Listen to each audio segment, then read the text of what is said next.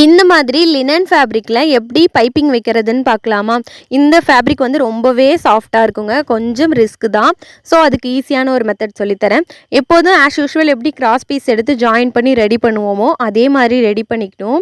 ஆனால் இது ரெண்டாக ஃபோல்ட் பண்ணி அப்படியே வச்சு ஸ்டிச் பண்ணாமல் ஒரு கார்னரை மட்டும் ஒரு 1/4 இன்ச் அளவு ஒரு ஸ்டிச்சஸ் வந்து போட்டுக்கோங்க. இது வந்து டபுளாக வந்துலாம் ஃபோல்டு பண்ணணும்னு இல்லை, சும்மா ஒரே ஒரு சிங்கிள் மடிப்பு மடித்து வச்சு ஃபேப்ரிக் ரொம்ப இழுத்துடாமல் அப்படியே சாஃப்டாக மடித்து வச்சு ஒரு 1/4 இன்ச்சில் ஒரு ஸ்டிச் போட்டு எடுத்து வச்சுக்கோங்க.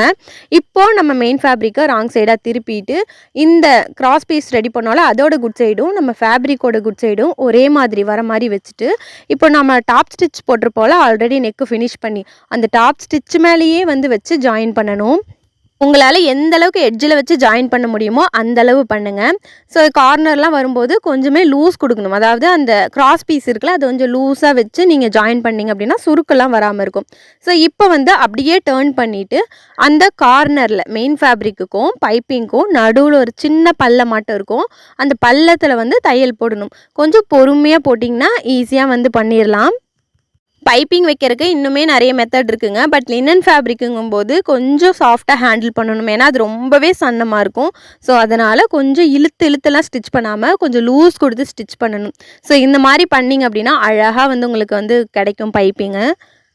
இல்லை எனக்கு த்ரெட் வச்சு தான் பைப்பிங் வேணும் அப்படின்னா அதுக்கெலாம் வேறு மெத்தட் இருக்குது. நான் நெக்ஸ்ட் வீடியோவில் சொல்கிறேன்.